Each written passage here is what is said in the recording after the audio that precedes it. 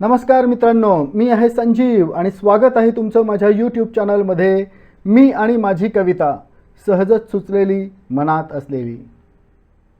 मित्रांनो, अंतिम सामन्यात न्यूझीलंडला 96 धावांनी धूळ चारून आपण वर्ल्ड कप जिंकला. भारताचे स्वप्न पुन्हा साकार झाले. 2007 आणि 2024 नंतर पुन्हा आपण T20 वर्ल्ड कप जिंकला आहे. या विजयाला हातभार लावणाऱ्या प्रत्येक खेळाडूला समर्पित ही कविता. वर्ल्ड कप पुन्हा हाती आला. कविता आवडली तर नक्की लाईक करा, चॅनलला सबस्क्राईब करा आणि आपल्या मित्रपरिवारासोबत शेअरसुद्धा करा. संजूची बॅट जोरात फिरली, तो संघात आला हेच नशीब. विजयाचा पाया रचला त्याने, धावांचा सुरू केला रतीब. अभिषेक घेऊन आला वादळ, मैदान सारे गेले झाकोळून.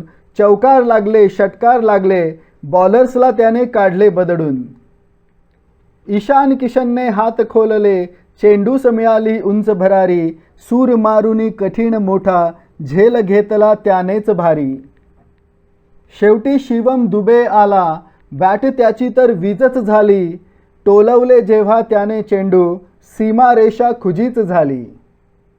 अक्षरची फिरकी चालली, विकेट तिघांची त्यास लाभली.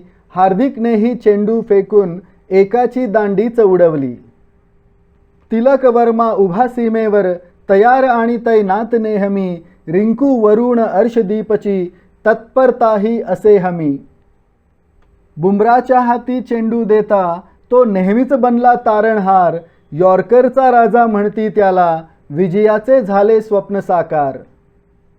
संघामधल्या प्रत्येकाने काम दिलेले चोख निभवले. सूर्या दादा शांत राहिला, संघास विजय पथावर नेले.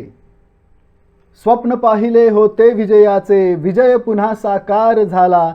जयघोष झाला भारत मातेचा, हाती पुन्हा वर्ल्ड कप आला. स्वप्न पाहिले होते विजयाचे, विजय पुन्हा साकार झाला. जयघोष झाला भारत मातेचा, हाती पुन्हा वर्ल्ड कप आला. हाती पुन्हा वर्ल्ड कप आला. मित्रांनो, टीम इंडियाने पुन्हा वर्ल्ड कप जिंकला.